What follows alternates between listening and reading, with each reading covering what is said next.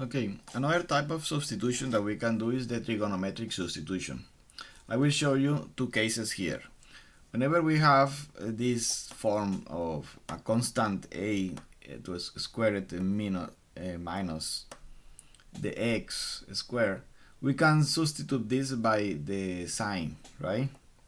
X equal to a sine of theta, where theta is between the minus pi over 2 to pi over 2, right?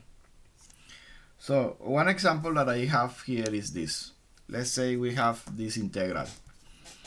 We have this 4 here, which is a constant, and we have the sign, the negative sign, that is what we are looking for here. So we know that we can use the sine of theta substitution.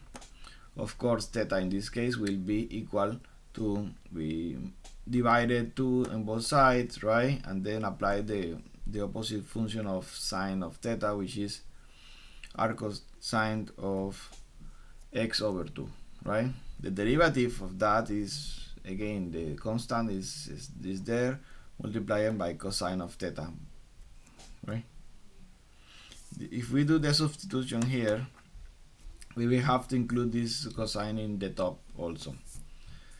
Of course, this because this 2 is here, square also this is here, we can take the common factor and move it outside of the radical of the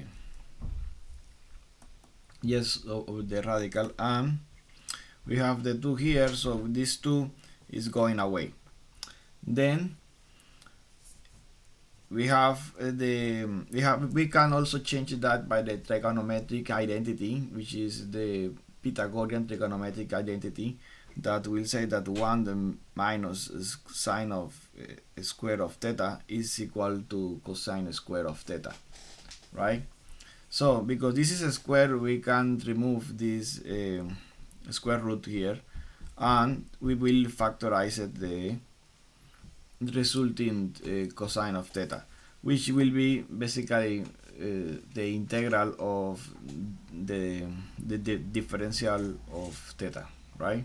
Which is theta plus a constant, because this is an undefined integral. Then of course, what we say that was theta is the opposite of the sine, so is r cosine of x over 2 plus a constant. This is another example that I have. In this case, we have again the same form, that is the square root of 9 minus 4 multiplied by the square of x. In this case, we have to first remove this 4 and then get the numbers of 9, right? So we have 3, which is the square root of 9, and this 2, which is the square root of the number that we have here. So the derivative of this is again 3 half of cosine of theta, and the antiderivative, the anti-sign, is r cosine of 2/3 of x equal to theta, right? So then what? We do the substitution. This 2 will be squared here, so it will be 4, and basically this 4 will go away.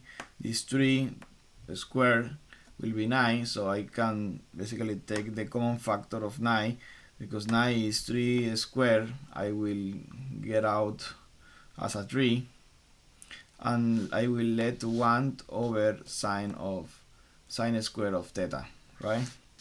Multiplying by the cosines of theta, that is part of the dx substitution.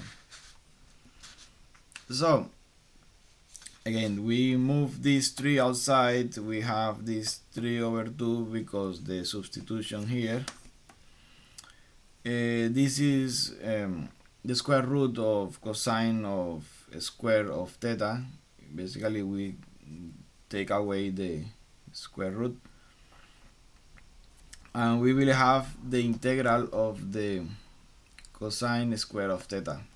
We can do several things to solve this. I think I showed one of the examples in previous video, but basically whenever we have something like this, we can use the